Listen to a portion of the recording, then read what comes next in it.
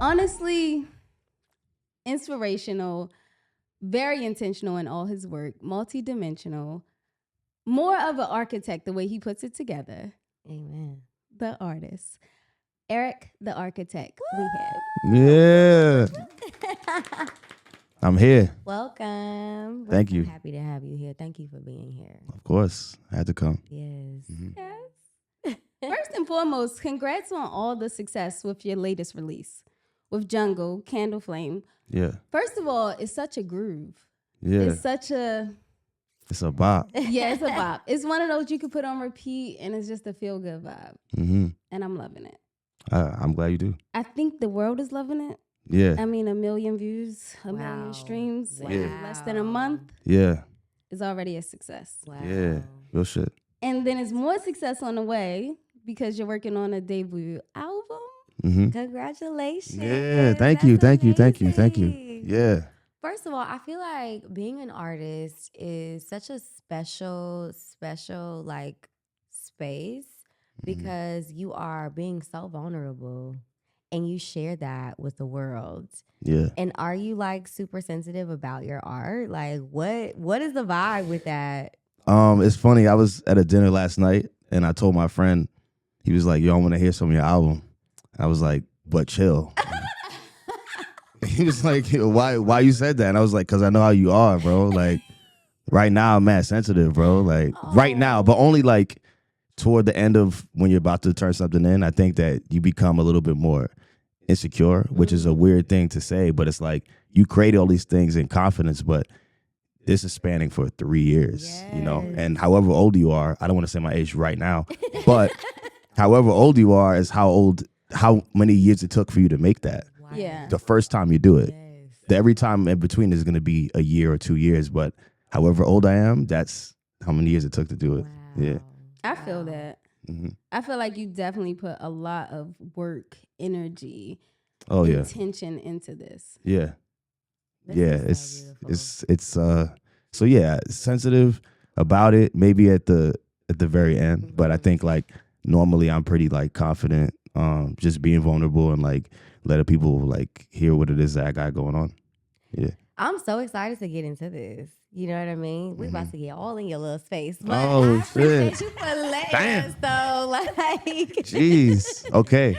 Okay, so I'm ready. We're doing a game at first. Just a quick little icebreaker. Ooh. Just to loosen it up. Yes. Okay. I like games. You do? Mhm. Okay, perfect. So it's gonna be rapid fire questions. Oh. Some of them are this or that, but you have to answer right away with your honest opinion. Oh shit. Okay. Okay, you ready? Yeah, let's get it. Would you rather be a rapper 25 years ago or 25 years in the future? Whoa. Rapper in the future. Oh, I love that. Yeah. Underground or mainstream? Mainstream. East Coast or West Coast? Come on now. East Coast always. I love that. BBL or natural? Come on now. Natural. Come on now. Come on now. Y'all heard that, ladies? Yeah. Okay. Dream feature on a song. Stevie Wonder. Oh, yes. Wow. Now you. That Wow. Yeah. I That could didn't linger take- on that for a minute. Okay, that we didn't got to take any time. run that back. Okay. If you could change anything about how schools are run, what would you change? I would make sure that there's a mental health class. Very good. Wow. Yeah, it should be a class about that. You're Sure. special. Okay. What do you value most in a friendship? Communication. Me too. What would your perfect day look like? Now, Mm-hmm. waking up and not being woken up by my phone, Yes. and waking up to the sun. Probably in Jamaica with my family and some ackee and saltfish. Yeah, I can't. First That of might all, be- listen. Yeah. Okay, I am obsessed with Jamaican culture. for Period. a numerous amount of reasons. But like vacationing there was just so eye opening. Where'd you go? Yes. I was in Ocho Rios. Yeah. Okay. And I was just really excited to like infuse myself in the culture. I didn't want to stay in like the room or the resort area. I wanted to just kind of go and explore. And the energy there, I was like, I feel like I'm at home. Like it felt so comforting, so relaxing. Everything was natural and Yes. organic. And Talk the about it. people are beautiful. It's a magical place. The vibes. I'm going this summer with my family again. So. I'm so jealous. I Yeah. love that. I freaking love that. That's when you ask you the question. I'm like, I'm ready there. Already Yeah. Instagram Yeah. right now. Facts. What island are they on? Mandeville. They're in Mandeville. Oh my God. Wow. Wow. They call them, I love it. I said it wrong. It's a parish. They call it Yeah, parish. Excuse me. Yeah. Say it one more time. Parish. I love that. Yeah. Okay. We have one more question. I'm so sorry. Okay. Last question. The last one is, what does your dream life look like? Okay. Dream life. Man, definitely being healthy. With all my real teeth. I feel that. With my mind intact and love around me. Oh my God. Yeah. It don't have to be, I don't need a bunch of like cars and shit and material shit really to have that level of like happiness or perfection. I think that a lot of that stuff will happen. Those are just things that are material. I think that Yeah. it has to start with the kind of the stuff that I talked about. Those things will find you if you really want them, I guess. It's so true. I mean, the reason that our podcast is called Love is because Aaron and I just fully believe that, through all the smoke and all of the stuff, the chaos that life is, like love is the only real thing, like legit. The only real thing. And everything else is just kind of like, it's fake. It's an illusion. It's like an whatever. illusion. Yeah. So I'm definitely excited that you said that, which is going to segue us to now your interview questions. So Let's get into Okay. it. yeah. Let's get it. Okay, so honestly speaking, if you could think back to your childhood, when was the moment that you feel you could most use a hug from your parent self? What? This is a crazy question. That I could have needed a hug that I didn't get it? Yeah, but your current self would have hugged you in all the right places, the right ways, and everything. Wow. As a child, damn. I mean, I received a lot of love. So fortunately, it doesn't come to me really quick. But I would say, like, maybe I feel like school for me, I was always like in like the smart school or class or Excelsior, whatever you call it, You're the smart. honors. So like, I always felt that like I didn't really have a grip on what everybody else in their school was doing. So I if I struggled in my school, it was like leaps in like curriculum was so much higher than the kids in my neighborhood and shit. So like I didn't know that. You're a kid, you just live, you know what I'm saying? I left my zone school to go to a smart school or whatever. And like I feel like maybe the academics that I was studying shit at the time, I was kind of hard on me sometimes. Like, damn, bro, like this shit is sometimes harder than it should be. And maybe like the hug would have helped me understand that how different I am, and that's okay. Yeah. But like my parents didn't isolate me in that way. They didn't like remind me that I'm special in that way. It was just like, you're just a kid, just be a kid. And maybe if they let me know, like other kids are like different, but you're really different. So yeah. But my parents showed me utmost love. I just feel like sometimes maybe as a kid, like there might have been an easier way to show me that like how different I am. Yeah. I didn't really understand that. You know what I mean? I think what's so interesting, I was literally on the phone with my dad when I was like driving up here. And it's so interesting because now speaking to him as an adult, I was just having a conversation about them raising me. My mom and dad had me at 19. So they're kids. They don't know what's going on. Yeah. And they're really trying to do the best that they can with what they were given. And so, of course, there were a lot of mistakes because there's a kid raising 2 kids. And it's just like, I don't try to like look back and blame them for that space. Like, I'm learning to heal through us both us both growing up together, us both figuring out life together. There is no manual to this. Like, we're just trying to like navigate this space and this chaos. But like, you know, I really believe God had you that entire time, regardless that, you know, your parents weren't able to give that to you, that assurance to you. Like, he was right there. Spiritually, like there were all kinds of gifts or whispers or little signs that were coming to you to let you know, like, you're at the right place at the right time always. Yeah. And you're safe and you're covered and you're good. So I love that. No matter what, like, obviously you're doing amazing. You know what I mean? So I love that space. You know what I mean? Like, the self-discovery that you had to come and understand, like, okay, like, I'm going to own this, that I'm different, that I'm special. Yeah. And I think that if more people, I think like, oh, by the way, thank you for saying that I'm successful and shit. But like, you know, I think that like somebody, people, we need people that look like us in order to aspire and to dream. Because, you know, like when you turn on your TV as a kid, I would see a lot of like white people being entrepreneurs and shit. It wasn't really, it was like the hip hop community. It was guys like Diddy and shit that I would see own record companies and stuff like that. But like the dreams that I had were, I didn't have an idol that looked like me, that made me feel like I was chasing something that I actually obtained in my life. And maybe it just wasn't in front of me at the moment, but I think what we resonate with most is people that remind us of us. It lets us know it's possible, you know what I'm saying? And like, I got to be that now, you know what I'm saying? And like you said, like about your parents, and it's funny, you just realize that your parents were learning too, you know? So they're never at fault for anything that they did, because especially when they're young, it's like, you think that they're like superheroes because you're, or like teachers in school, they always seem like impenetrable like forces, like they could do no wrong. But like this person go home and cry at night and shit sometimes after they teach you a badass in school. You bothering this teacher, and she go home and she tore up. You know what I mean? Yeah. Exactly. Yeah. Speaking of that, Go ahead, babe. Yeah.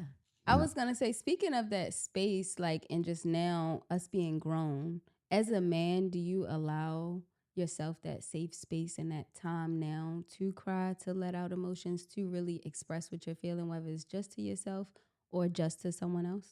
Absolutely.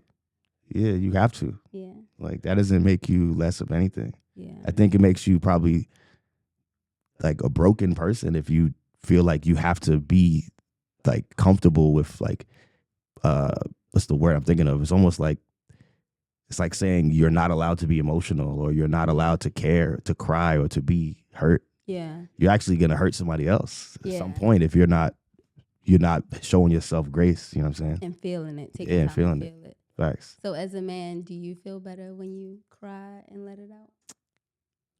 I mean, it depends. I just have to know, because Yeah. some men feel like, you know, it's going to make them feel worse, or it's not going to help anything, you know. But I'm personally, I'm always lighter when I cry. You know, I'm always, when I let something out, I'm letting the truth shine. And whatever that is me. You know what I mean? So it's kind of like I'm empowered by that. Yeah. And I feel like, I don't know, I just want more men to know that is a good thing. Yeah. Because you're just like honoring yourself. You're not like capping it off or acting like it doesn't exist, but you're just like seeing it for what it is, and that's how we grow. Yeah. I feel like if I did, it would be more about like pride. Like, damn, I did it, bro. And that tear gonna drop. You feel me? Yes. Like, that tear, you know what I mean? When you, anything you're proud of, you know, if I had a kid and I seen that baby come out, I'm crying, bro, off top. There's no way. There's no way. Yeah. I loved when men cry. I love it. Yo, this is fire. Like, I'm knowing this. I'm about to start crying, yo. This shit is crazy. The walls are down. What? It's just like honesty is Yes. here. First of all, tears are so healing. Like, any release is super healing. Yes. And especially because we're pinning up all this like emotion and Yeah. all of the pain and stuff that we're experiencing. So when you're releasing and you're letting yourself actually be genuine and feel, the body, I feel like, is evolving in that moment. Like Yes. you're literally reaching a new level of self emotionally, your awareness, your heightenedness of self awareness. Okay, this is what causes me pain. This is what I may need to work on, or whatever the case is. Like, I Yeah. feel like you're able to assess so much when that is fine, because you're letting all of the walls Guilt. down. Like, Yeah, letting it go. and men are just, I don't know. I feel like in my experience, they're not really that comfortable expressing. And I love an expressive man. Yeah. Absolutely love it. I feel like being expressive got me. I want to say like I'm quite expressive, so I feel like if I didn't, I wouldn't probably be good at what I choose to do in my life. I think that I would be. I couldn't be somebody that I said I don't mind being somebody's idol or people looking up to me. I don't want people to look up to somebody that can't express themselves, because I feel like almost if you track or trail back to every person who's done like these really horrible things, it's usually because they can't talk. Absolutely. Yeah. And I could only speak for men because I am one, but like a lot of times it'd be like, yo, I just don't want to talk about it, bro. And then like your homies don't want to talk about it, so you just don't talk about it. And if you talk to a shorty, she might like give you that like feeling, but it's like, yo, you want that from your bro too, you feel me? And most of those not gonna admit that shit. But like a girl gonna always be like rub your back and tell you it's gonna be cool. Your bro not gonna really do that. Yeah. He could do it in another way, but like that's the thing. It's like, how do we find that comfort, and how do you and guess what? Even if you're not getting it for somebody else, you got to do it for you. Amen. Yes. And yeah, I mean, if somebody else don't understand that, you got to figure out how to do it for you. Like, and that's how I've gotten through anything that like I felt was oppressive or something I just felt overwhelmed about. You know. Yeah. Mhm. I love that. Okay. That was a good question. That's a good question. I like that. Yes. Fuck That's me a up. great question. Okay. What does closure mean to you when losing a loved one? Mm. And do you feel that closure is even really possible? I was about to say I don't even think. I think it's a to lose someone. I think it also depends on who it is. But like you know, I think to feel the person in the present and then to lose them, I think is only a physical loss. Yeah. I think spiritually you actually become more connected to them, because you have to actually use all your memories to channel them. Yes. And like, you know, I don't think that needs closure. I don't want to close that. Yeah. So nah, there is no closure. Like if I want to think about you, all I got to do is remember something that, you know, I would always tie a memory to a song. I just the way it is, like, and also aromas, like smells and stuff. You know, like the way that this person smelled. Like my uncle, he passed, and he smoked these cigarettes, which is like I don't fuck with cigarettes, but he smoked Benson and Hedges cigarettes, Particular. and it was very particular smell. It kind of smelled like Frank's, like hot dogs or some shit. And we didn't ever like this shit. I didn't like it when he was here. You know what I mean? He would smoke these cigarettes, and I'd be like, that shit stink, bro. But then, like, when he passed, I was like, damn, I kind of miss that smell. You know, isn't it funny how, like, in the present, these things that maybe make you uncomfortable or, like, you don't really recognize them as being important. Once they're gone from you, you miss it. Yeah. You know? Yeah. So closure to me, I don't want to really close a door of something that should be open. That's something that, like, especially being an artist and stuff, you have to channel your ancestors. You got to channel your people, because they're still rooting for you. They're just in a different form. You know what I'm saying? Absolutely. I recently experienced grief on so many extreme levels. Some of my people that kind of follow me know this, but I lost my mom in 2020 of November. Sorry to hear that. I appreciate you. And my grandmother in November of 2022. And grieving is so strange, right? Like they talk about the stages of grief in like logistics and, you know, the technicality way. But actually experiencing grief, Lord have mercy, Jesus. You know what I mean? Nah, yeah. It's really it's really it's a strange journey. It's like moments of like happiness, but then there's moments of anger, and then there's Oh yeah. moments of like extreme body numbing pain. Mm. And then you find yourself on a path of healing throughout all of that craziness. You know what I mean? Mm-hmm. I'm really grateful to have God Mm. in that space too. I don't know what you cling to when you go through a painful moment. Like, what do you feel like is your immediate go-to? Is God. Mm-hmm. Like I don't like, I really believe that like the person leaves here and they become an angel, you know? Like I never felt alone. I lost my mom's too. So yeah, nah, I appreciate you.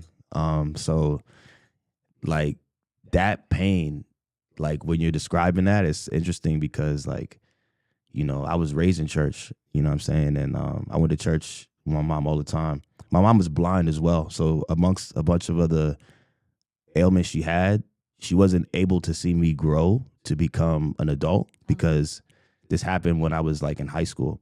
So like as her blindness started to become more severe, you know, there's different stages of that too. And it's funny, the parallels of that are so relative because stages of blindness, it's not like you just become blind and it just goes away. It starts to get worse. And the anxiety and fear of you being able to lose something that you've seen your entire life. You know, I had to learn so much about what was happening to her, and yet I was growing up and becoming a man, you feel me? So like, you know, you start like things become less sharp, you know?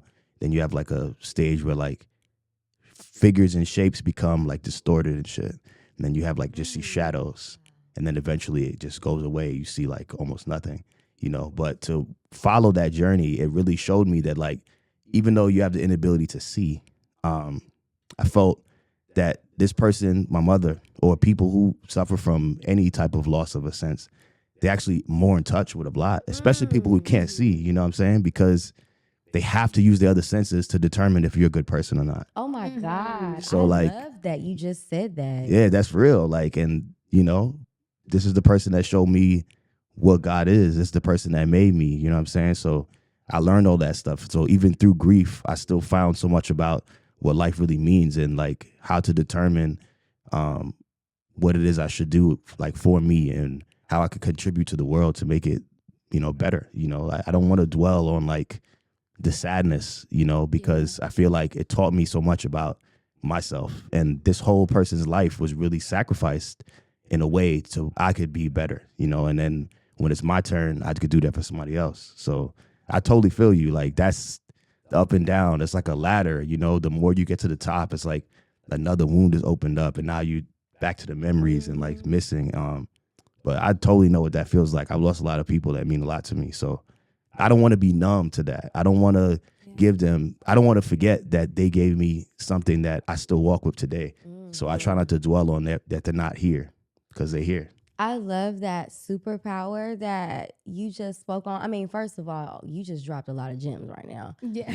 You really did. But I think I am really excited about the superpower that you just highlighted in that, like, your mom obviously was this really special woman. And then to watch her conquer so much in front of you and you be there and you be present for that journey, like, wow, what an experience. Like, I'm honestly just so in awe with Black women in general, like the strength that we possess. Talk about it. You know what I mean? Talk about it. To be these like superheroes in our family for our children, raising generations and carrying our ancestors' histories on our backs. Like, I mean, I know she was incredible. Oh, I yeah. know she was. I mean, look at you. Yeah. You know what I'm saying? So, wow. Wow. Okay, go ahead with the next. No, Man, shout out all the moms, man. Yeah, no, serious. For real, man. shout out. The dads too, but the moms. For you know? sure. The moms really. It's funny because my mom is my everything. So I'm just thinking about just that light. And you're right. Like, it is a forever light. Mm-hmm. It is. And of course, she lives through me. She will forever live through me and my children. Yes. But just speaking of just all the things that we possibly go through, how do you feel about, as a Black man in America, going to counseling or having a therapist? Do you think that's like a thing that should be like regular or like, mandatory or? I think it's mandatory. Yeah. I think especially musicians, because I think that we don't really understand. You're like in this like state of purgatory or something. Like, you don't answer the phone. You cut yourself off from people. You don't know what that does to you. And you sacrifice so much to be an artist. And I'm not sitting here saying it's the hardest job in the world, but I'm saying that like being vulnerable is like, if it's done right, it's an art. But you can't keep putting yourself through these things and like bringing up these feelings, especially, I mean, depending on what type of music you make. Some people totally avoid all the shit I'm talking about. But if you're one of these people that's in the field, you talking about soul music, you're talking about hip hop, R&B, that real shit, after that, you got to talk to somebody, bro. And maybe during too, but just, there should be a therapist on tour with any artist. Or there should be a bunk for a therapist on a tour bus. I love that. Like, why not? Like, that person should be with you all the time because, like, it's not a Black man, but Amy Winehouse is one of my favorites of all time. And she would say, like, like, one of the things that, because her music was about, like, I argue with this dude yesterday and I'm going to write about it today. But, like, I got to conjure and bring up all the shit that made me mad. And then I got to perform this in front of other people. So my music is so relative to what I went through. So every time I talk about it, I'm opening up this shit. It's a trigger. Over and over and over again. That's crazy. Like, but you make this music that we love so much. So we're like, damn, keep making music. And she's reminded every day of these things. And, she said touring for her was like amazing, but also terrible. Because, after tour, it's a big ego boost. People stroke your ego every day for like 3 months. And then you go home to face the reality of you alone. About. Yeah, like you at the crib like this. Like, damn, I got to do better than last time. Like, what if I don't make that song that make them love me the same way? Or like, you heard that validation for so long that like you just need somebody to like separate that from just being Amy. Just talk to me. Just talk to Eric. You don't have to like fuck all my music shit. Just be like, yo, what's up? Yeah. Oh well, yeah, my album's doing great. Nah, what's up with you though? Yeah. Wow. And that's something we need to talk about. Real shit. Wow. I mean, to comb through everything you just said, I kind of want to break that apart a little bit because there was so many amazing moments in the stuff that you just covered. Number one, I heard you talk about mental health at the beginning of this, so I love that you said that about therapy. We need to incorporate it. I think another thing that stood out for me in what you said was triggers and how relevant that constantly is. I think identifying what triggers us is super important. Very. You know what I mean? I don't think the awareness is there, which we were talking about self-awareness yesterday as we were preparing for this.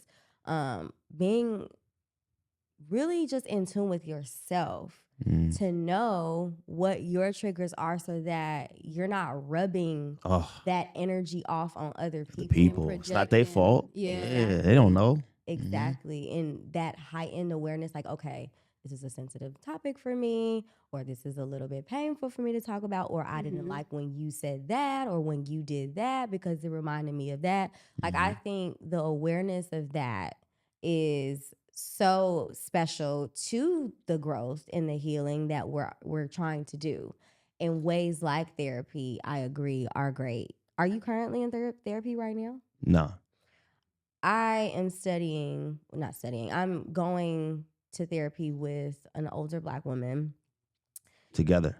No. She's my therapist. Oh, got you. Yeah, my therapist. She's an older Black woman, and I love her so much. I particularly chose this therapist because I wanted someone who could relate to what I've been through in my life and who also cultivates like some wisdom in the space as well. Yeah. But she also practices yoga too, so it kind of connects with like my spirituality, and she speaks to me sometimes in ways that I can understand, like taking deep breaths before we even get started. She can read my energy like my mama could. Like, it was so funny. She sees me, she's like, you need a minute. And she's like, she stops me, take some breath. And she does like breathing exercises with me before we get into the stuff. And my God, so much has changed since I started going to her. Like, only 3-4 weeks in, I've created boundaries for myself. I am able to identify my triggers more because when I'm speaking, she'll say, okay, well, what's coming up for you right now? Like, what's happening in this moment? Yeah. And I feel like that's a question we should always ask ourselves. Facts. Like a constant. What is this emotion connected to? Yeah. And I think that heightened awareness of self also allows you to be more aware of someone else's energy in the space too, as well, and how we are making people feel, or how like people are just feeling regardless about what the situation is, so that we're more conscious of like our communication with each other and how we treat each other. So do you think that a therapist is something that you would like to do for the process of your grief, like like grieving and all of that? Do you think that it's necessary? If you do, like, how often do you recommend seeing one? Grief is an interesting one because kind of like what you were saying earlier, is it, or like both of you guys were saying, it was like, oh, you talk about it, damn, I'm gonna cry. I want to cry in front of this stranger. And it's like, yo, if you were to get the news that somebody passed away and you're in the street, I'm not going to be like, go cry in the corner. I'm going to cry in the street. Oh, my God. Yeah. That's where it happened. Like, I'm not God. going to go run and hide and pretend that I'm not hurt. You know what I'm saying? If it happens, it happens. It actually happened to me one time coming back.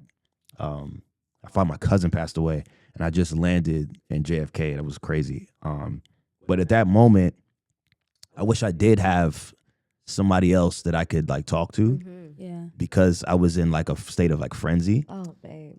But you know, do I think every loss it requires some type of like combing through, like you're saying, like for you to give that person their space, give them their grace. And I try to be around the persons that care about the person as much as I did. And we just talk about them for the whole day. Yeah. And after that shit, I feel so much better. Like, I'm laughing, we pulling up pictures. So people would just be like, yo, don't do that. I'm like, nah, we gotta do that. Yeah. This is what they wanted, bro. Yes. Yeah. When I go, pull up all my shit. Yeah. Run all my shit up, period, bro. Have a Embarrassing party photos with of me. Don't Yeah. just make fun of me. Yo, he's so stupid. But talk, because I'm here, bro. I'm if we having like a round table, leave that seat open. Yeah. Because I'm right there, bro. That person, I still do that. You know, Thanksgiving like that, I always make a little plate. I always try to put, especially for somebody that I know would be here.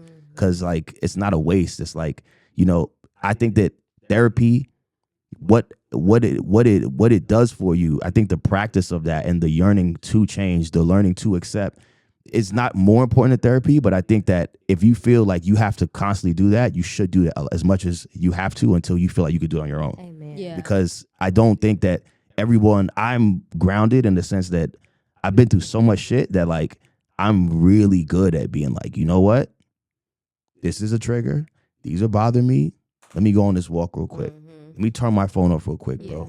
You know, I brought an iPod because I was like, yo, when I listen to music, I listen to listen to a song, especially when it's a homie or something like that. I don't want to be on social media. I don't want people to text me. I don't want to read emails.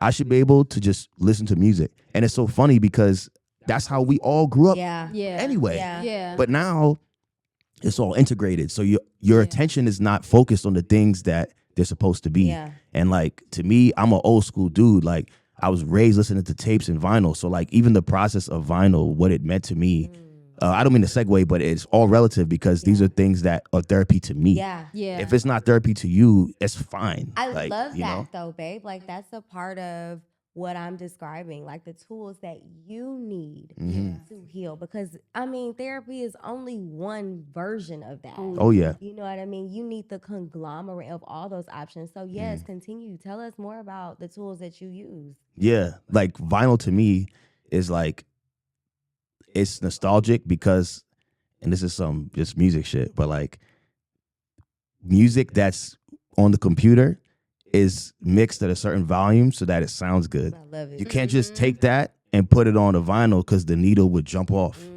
So all the music we listen to now is so much heavy bass because everybody likes rap shit.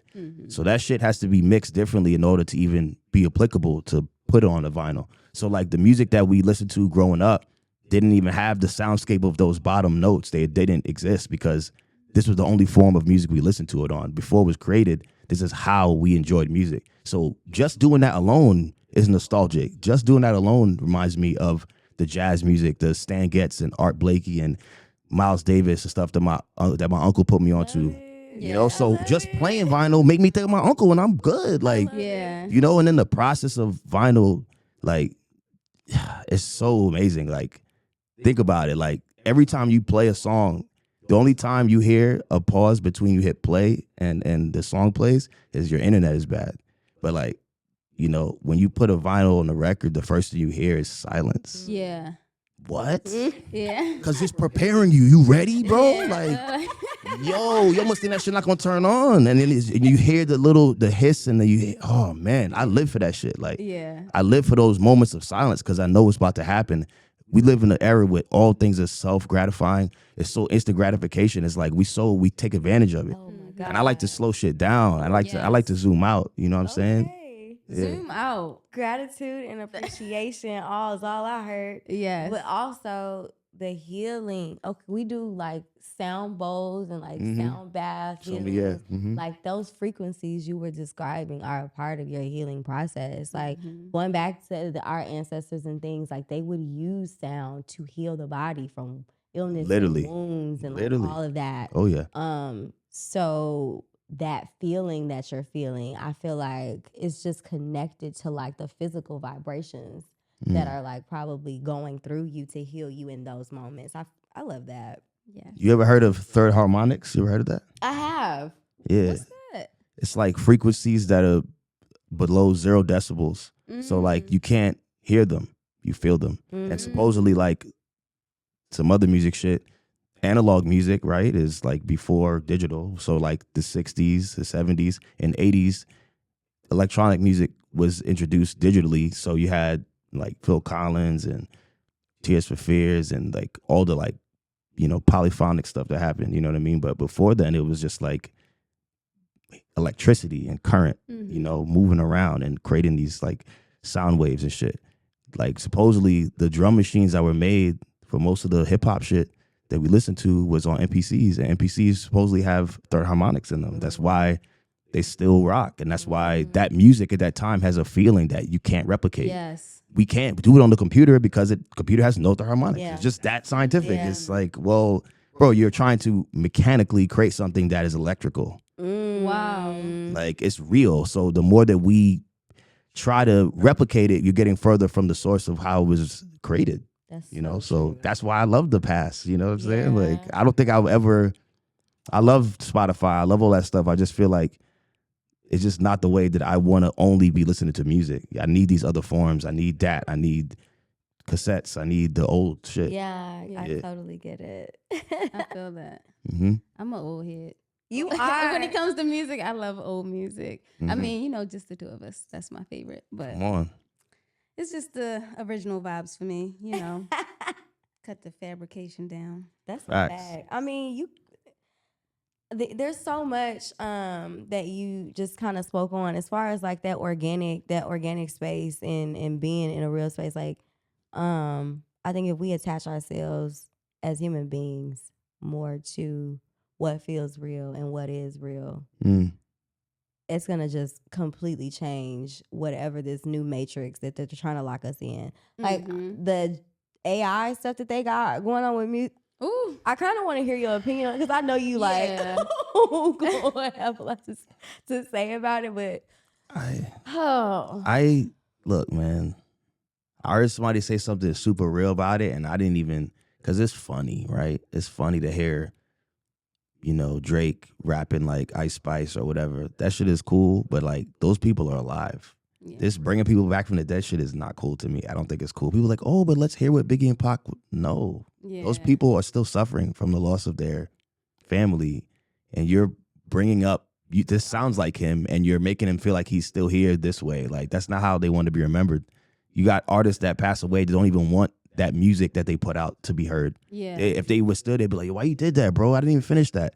And yet you're gonna use a computer to force this to be real. And it's just, that's weird to me. But like, it's technology. I think that, like, as much as I'm a tech dude, like, there's certain things I just stay away from. Like, I don't feel like you should go too much far into space. I feel like there's certain things you just don't like play with. You don't play with that. Like, maybe it's just like being raised in church and shit. It's just like, yo, that's God's doing. Like, you leave things as they are. Like, you let go and let him take care of it. I'm not really with the, like, you know, it's funny. Like, I mess with it too for like a joke or like to just mess with music. But I'm not gonna like, I don't like the imitation of an artist and people putting it out in the streaming, because like, I just feel like it's taking us. It's a joke to you too. Like, I take this shit, man. We just talk about, like, I'm here like crying and shit. I'm here like, you know, like, one of my favorite songs is Lenny Williams' "Cause I Love You." This dude is like crying in the song. Like, you gonna tell me like you gonna type an AI to cry like Lenny Williams, like, or like, it's insane. What the fuck? Like, it just feels like robbery. No, it's so unpermitted. Like, who told you that's cool? Yeah. Right? Like, Oh my God. And the more we allow it, the more normalized it's going to be, because technology just is fed off of humans. I mean, everything you said about music being a vulnerable space, like, I am literally writing in my journal and I'm giving it to you on that. And you're going to take my feelings and transpose it's crazy. It's crazy. To a robot. Yeah. It's really it's disrespectful. It's messed up. Like, It's not cool. Oh my God. Yeah, I'm glad y'all feel like that, because that shit is weird as me. I think I clicked it. I'm like, this is weird. This shit weird to me. It's getting crazier every day. It made me feel uncomfortable, bro. I'm like, stop playing with this shit. Okay. So the 5 stages of grief. Mm-hmm. The first is denial, which is encompassing of avoidance, confusion, shock, and fear. Okay. The second stage is anger, which encompasses frustration, irritation, and anxiety. Bargaining, which is struggling to find meaning or reaching out to others. Depression, feeling overwhelmed, helpless, and hostile. And acceptance. Exploring options and moving forward. Woo! Yeah. Episode. I'm trying not to cry. Oh my God. Because that's just how it's summarized. That's just the layout. Yeah. I mean, honestly, layman's terms for those 5 stages of grief, and just like reading that, it felt like this is layered with so much subtext. Like words that I can't even like say. Yeah. You know. But was there one of those stages for you that were like super tough? Do you feel like you've gone through all 5 of them? And which one maybe did you linger in longer than the rest? Definitely depression. I'm definitely innately, what the word is, I don't want to say supposed to be. That's not the right word. I'm like, but my story is a pretty depressing story.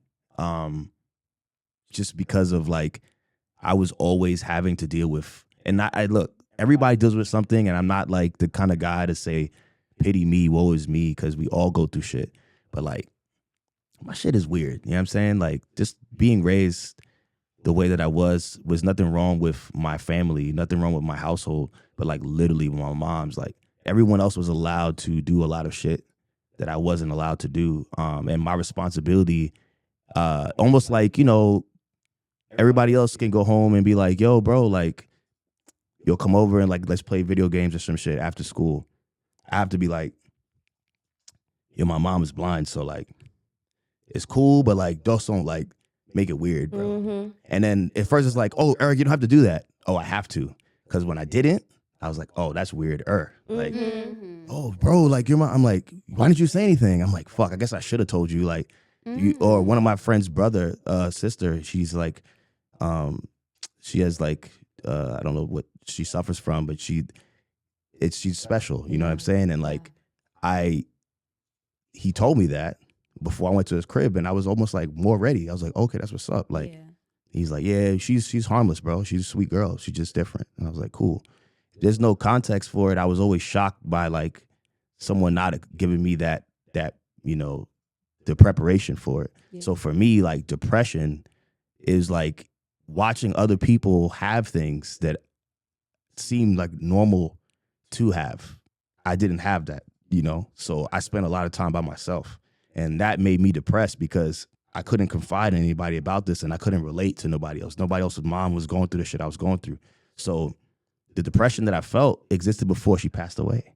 You know what I'm saying? So depression to me is not, it's a trigger, and I can be someone that can go back there if I'm not grounded in where I am presently because of the way I was raised. But because I'm aware of it, I'm fighting it every day, and it hasn't shown itself in me. But like, I have to know that about myself. And, you know, I don't pity me. I don't say that I have the worst life, but I am saying that what I had to deal with as a kid is not what most people had to deal with. You know what I'm saying? They were allowed to be children. I was quite like, yo, you got to man up right now. You got to take care of your moms, bro. Like, and I'm 14 years old.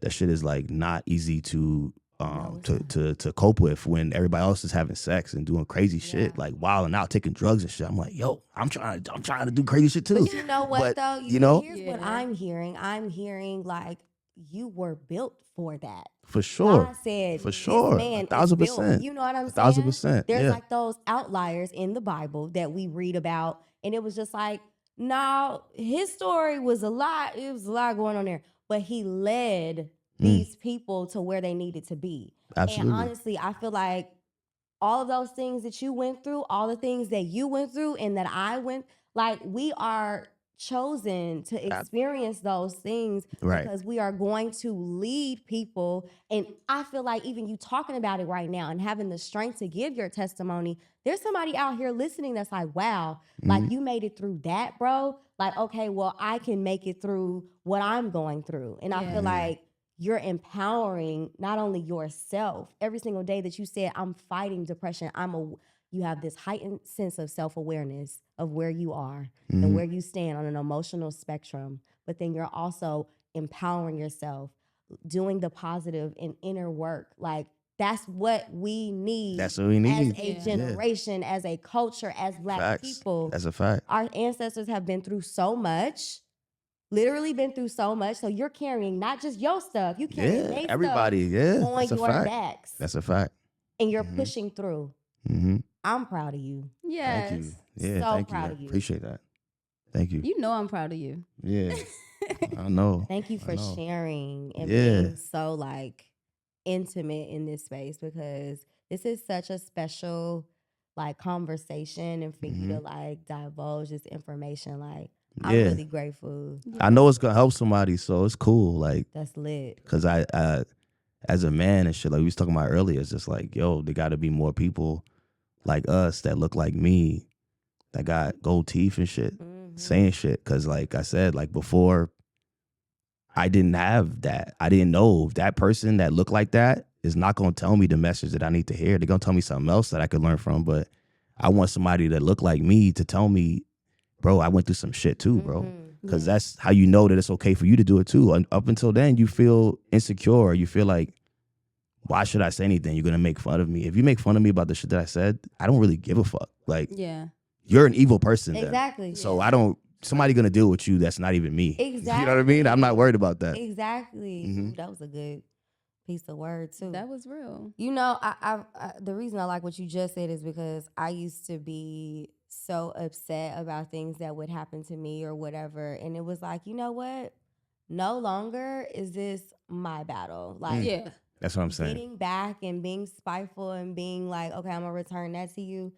God always ends up handling it way better than I could ever handle it. Period. And then we don't have to carry the guilt. Get go, yeah. It's better for You us. got it. Like you got it. Yeah. Sometimes you gotta let people have it. Like you got it. So where are you at currently in your stages? Do you feel like you're bouncing back and forth between some of them, or where are you at now?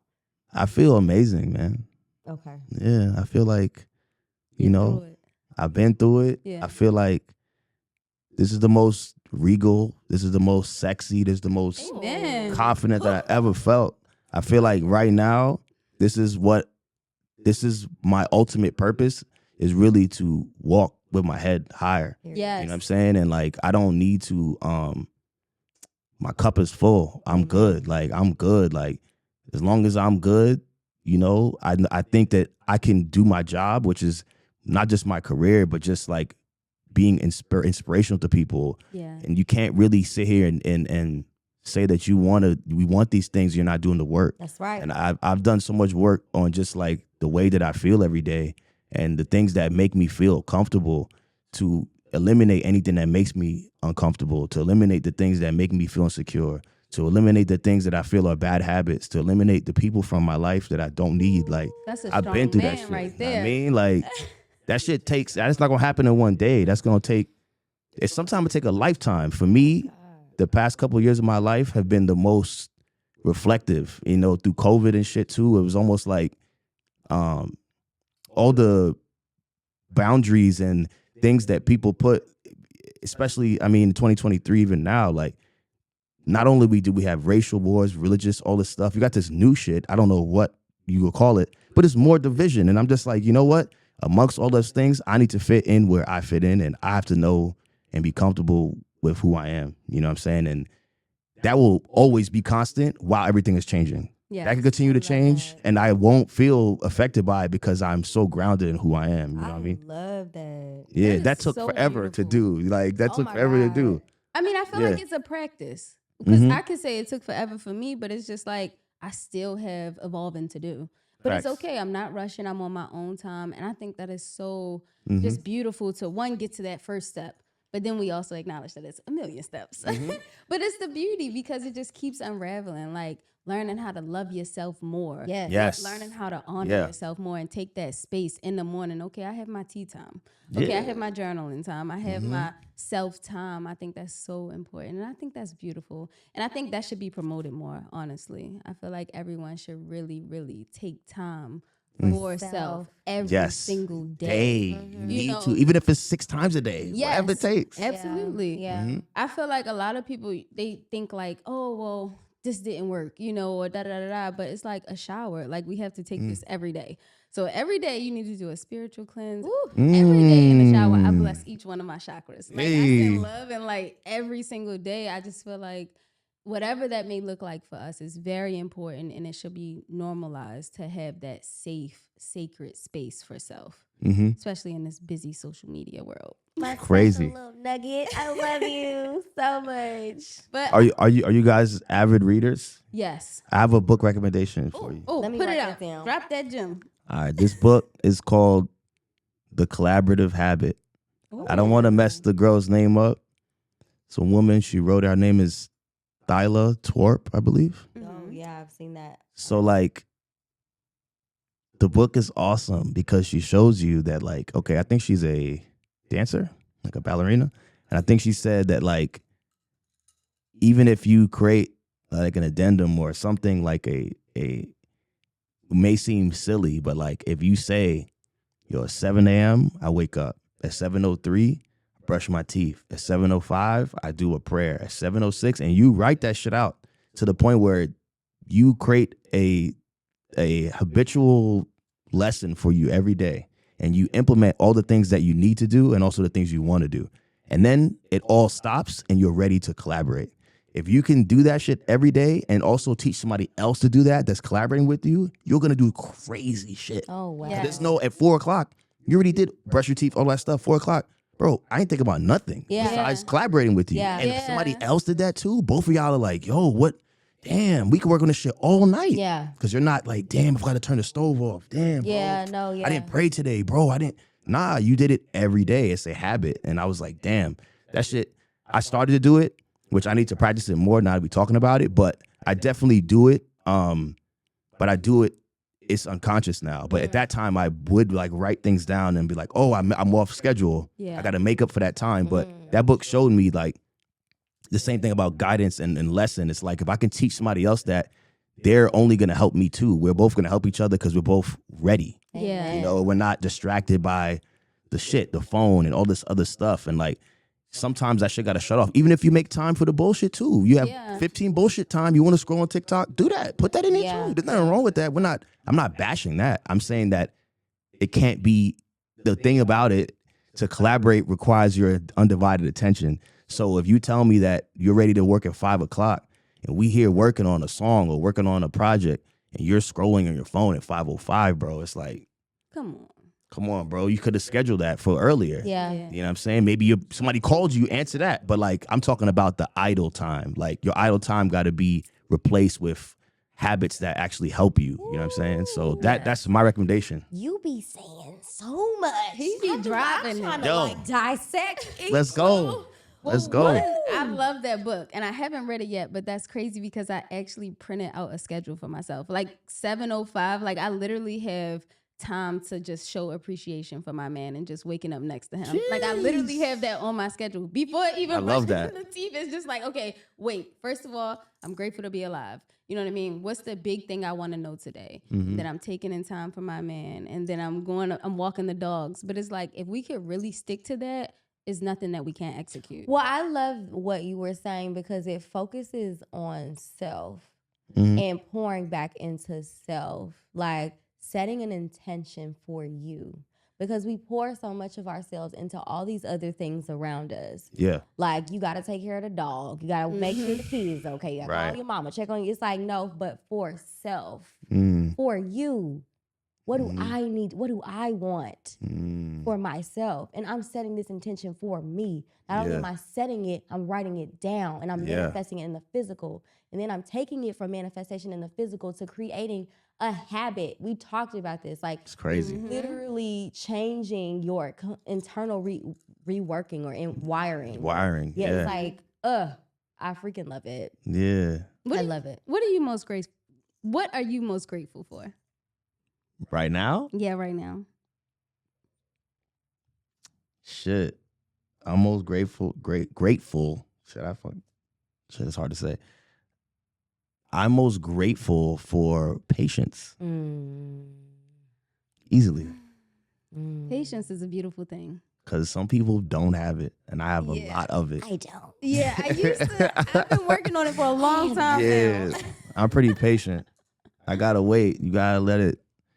Yeah, you gotta let it. Woo, that is my let it sit. My fucking weakness. Yeah. I'm sorry, Mama, I didn't mean to curse. Like, but I literally I can't like even let you wrap your mind around the fact I'm struggling with my patience. It's I a am practice. Oh my God. Why do you think that? Why do you think that? She's like, am I being interviewed? Right, I'm gonna switch it on. I'm switching on you. Like, yo, so I've never been asked that question before. Like, I have to think about that. Maybe I'm struggling with patience because, this is. Can I answer? I'm not gonna cry saying this, but like, my grandmother and my mom, they never stopped to think and feel.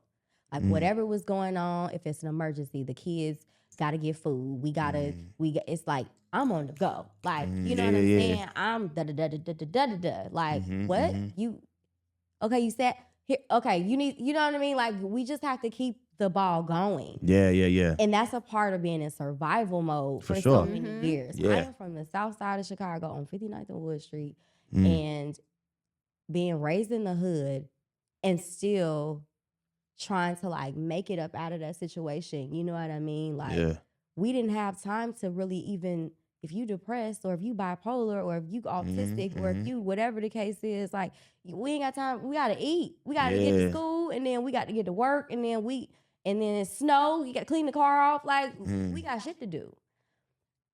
I can rest now that I'm an adult and I'm doing okay for myself and I can like think about I guess I'm sad right now. Mm. I guess I need to be more patient right now. So I'm learning That's real though. to rest in my feminine. But what you just did already, that's already work.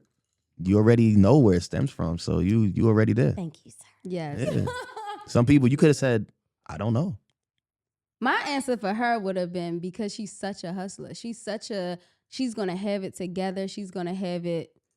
Everything that needs to be done is going to be done. And I feel like that is like, it can give you a little antsiness because it's like, I already know that this is perfect. I set this, I made this phone call, I put these things in place, and she's going to get it done. So sometimes that could just have you like, I don't have time for the bull. Yeah. Like, you know, That's a fact. And I love that about That's her. a fact. That's a fact. She's just a working On woman. it. Like she's on it. Yeah. Like nothing is slipping by.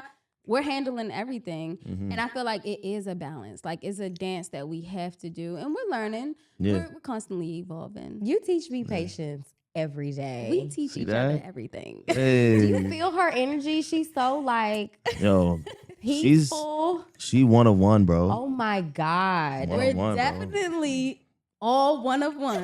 Yeah. Each one of us. Okay. Yeah. Definitely. So in keeping that going, do you have a mantra that keeps you going? Like even when it's busy or when it's slow or no matter what's going on? Shit. It's weird. I write a lot and like Love it. sometimes like it just comes out. I don't even like think. But like we're all creatures of habit is one of them I always write. And then I go back to the other thing. It's like, well, that habit has to be a positive. Because I just caught a chill. You know what I mean? I'm like, what habits I We're all got? creatures But of I'm working. habit. But it's like, damn. But it's such a good quote because it makes me That's a say, good quote. fuck. Because it's I got good, some bad bad, habits in too. between. Yeah. But I have to know that I got to turn the so I guess it's a two-parter. It's like I'm a creature of habit, but I'm also like I'm human. Yeah. You know, so I have to give myself grace when I do something that's not good, but also have to be aware that I can't do them and be ignorant to it and say, well, that's just how I am. Yeah. Like, nah, bro, if you don't like that, you can change it. Yeah. It's like when you said that, I was like, creatures of habit. If I say I'm going to go to the gym and then I don't go to the gym, I'm making it a habit to not go to the That's gym. your Like, shit. hold up. Yeah. I like that. I'm definitely going to implement that into I my love that. thoughts. I love that. I love that. Yeah. It's empowering. What do you feel like your mantra is? Me? My mantra is, you know my favorite one. He who says he can and he who says he can't are both usually right. But my mantra, that might be my mantra. I'm trying to think of another one I go by. Well, that is for sure your like. That's I think my that's life. Your life. Yeah, it's like I Like, can do it. yeah. I figured out. Yeah. But I don't know if I don't know if I had one. I don't know if I have created a daily mantra yet because I feel like I'm still healing. I'm still working some things out. Yeah. Well, But I love yours. Mm-hmm. Yeah. Like being a creature of habit and then knowing, like, hey, I can still give myself grace for whatever mistakes that come up, and just apply that to my growth and my evolving. Yeah. Love that. Because it could be like, love myself, but it was like, that one may not work today because I do love myself, but like the habit works for me more because it's like, it gives me that extra when I fuck up. Like, oh, I fucked up. It kind of takes care of that for me too. For me to tell I love myself, I know that one.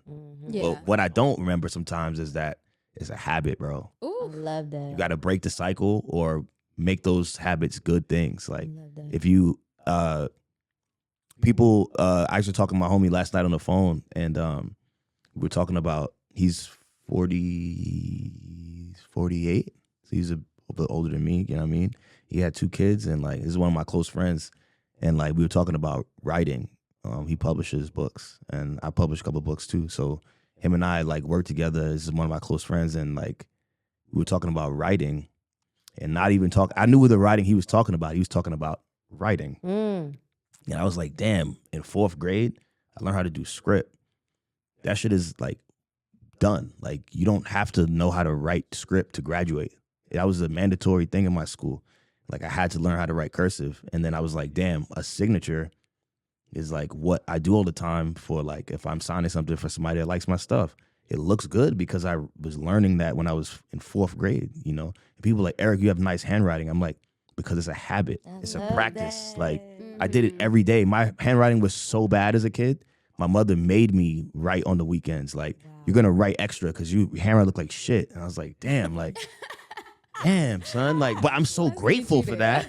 You know what I mean? Because, like, it is something that they say guys don't write nice or girls have cute handwriting and guys write like shit or guys write like doctors. And I'm like, almost every time I write anything, people are like, you have nice handwriting. And I always thought that was funny because I'm like, this is just muscle memory. Yeah. I just do this every day, you know? And it makes the things that you write even they're more palpable and they have more like impact because I wrote it with my hands. I didn't type it. And when you see that, it's more impressionable than a perfect font that's on a computer. And think about it. It is. It's more intentional. Imagine There's if all your energy. texts to your friends were handwritten. Yeah, that'd be fire. Somehow. That'd be crazy, That would bro. be fire. Nuts. That would be what? Yo, it would take forever, That would but be cool. yeah. Oh, it would take forever. you know, you talking to your friend and you're like, yo, and you write yo mad big, and then you write the other.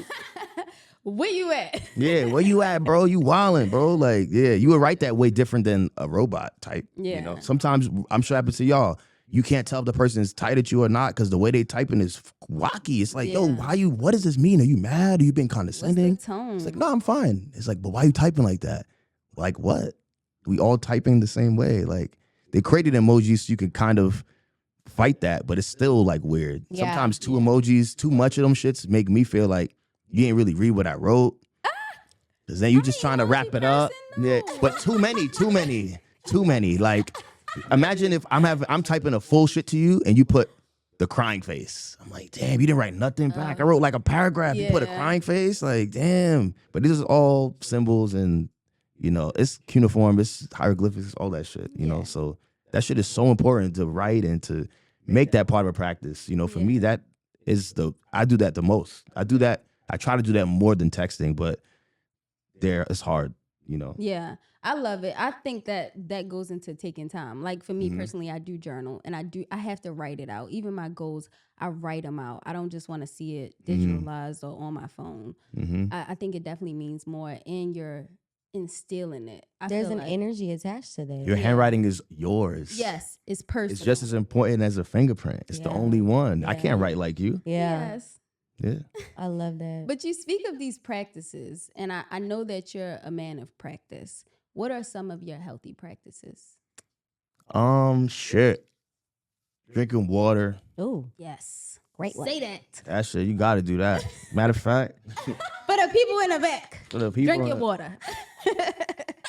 If y'all look at me and Erin's text messages, the kind of things that she texts, did you eat some fruit? Yeah, eat your Did you get some fruits. vegetables? Did you drink your water? Look. I had some pomegranate this morning too, low key. Yes. Before I pulled I up. had blueberries and bananas. See that? Baby.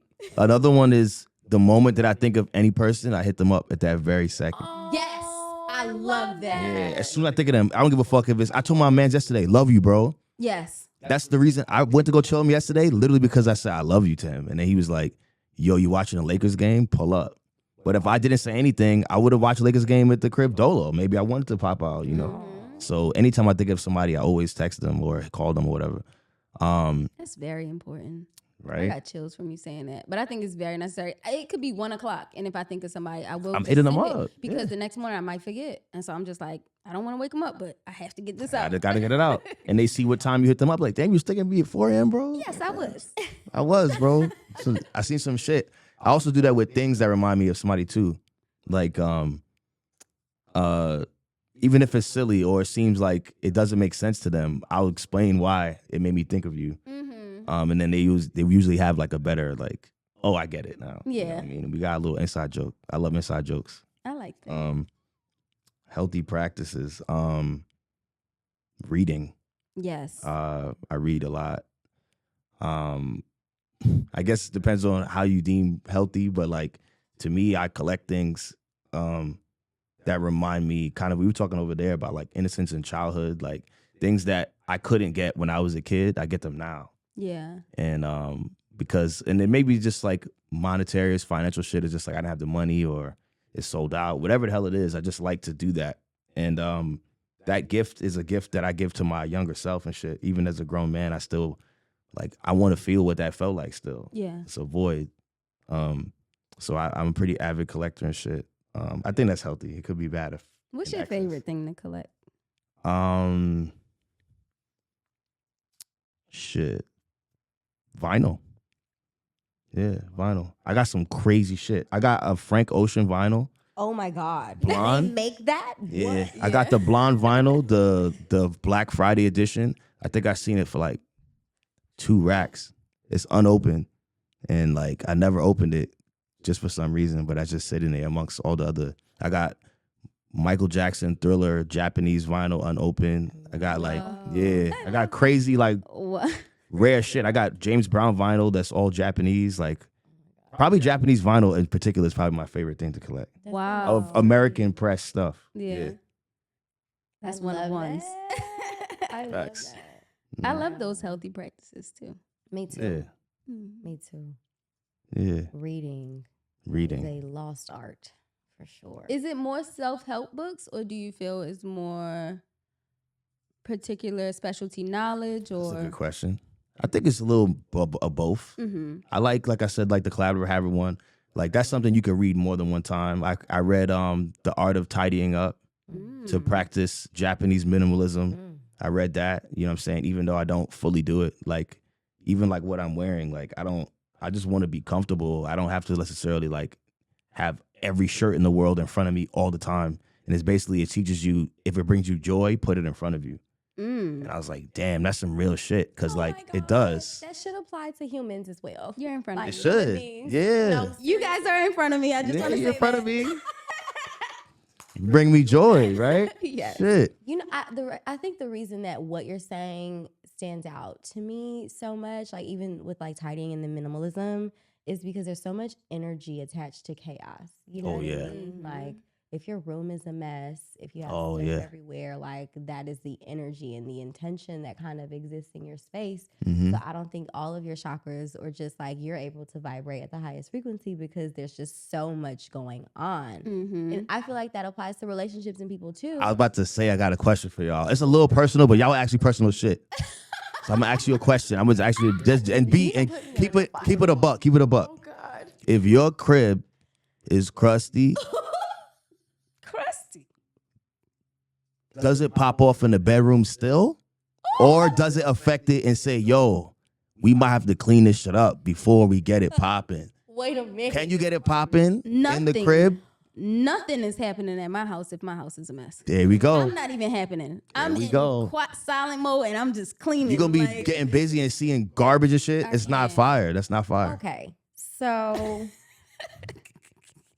in my house, that's not the situation, but I cannot speak to the guys that I've dated. Like, Okay. I'll be honest and say that it may have happened a time or two, regardless. But that's just because I may just be like, okay, I understand you had a chaotic week.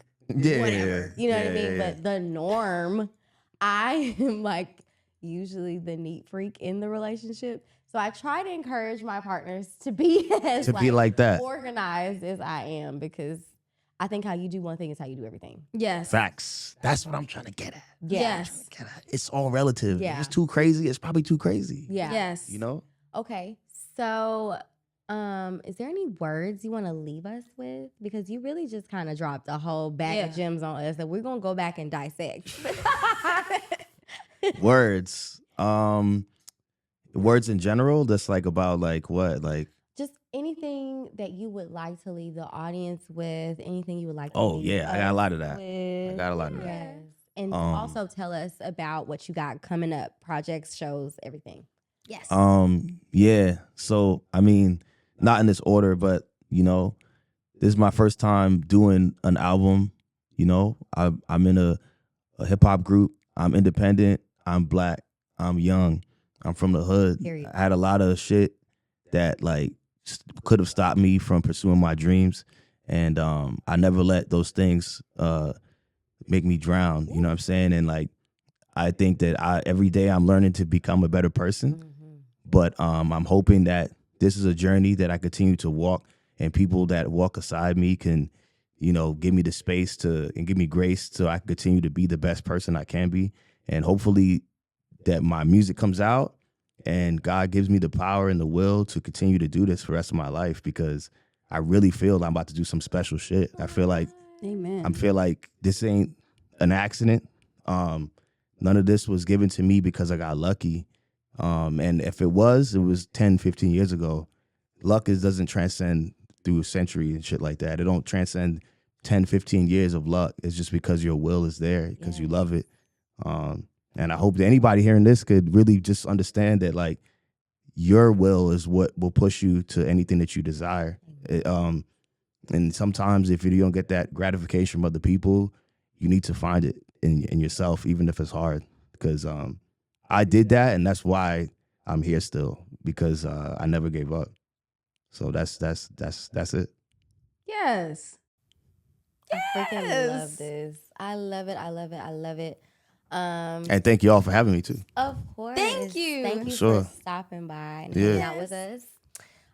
You guys, we love you so much. And we also are so grateful to have y'all tuning in. If you have experienced loss or grief in any way, we will definitely put some links and some references for places to check out for therapy, like grief counseling, at the end of this episode. So stay tuned and don't click off. Wait for that.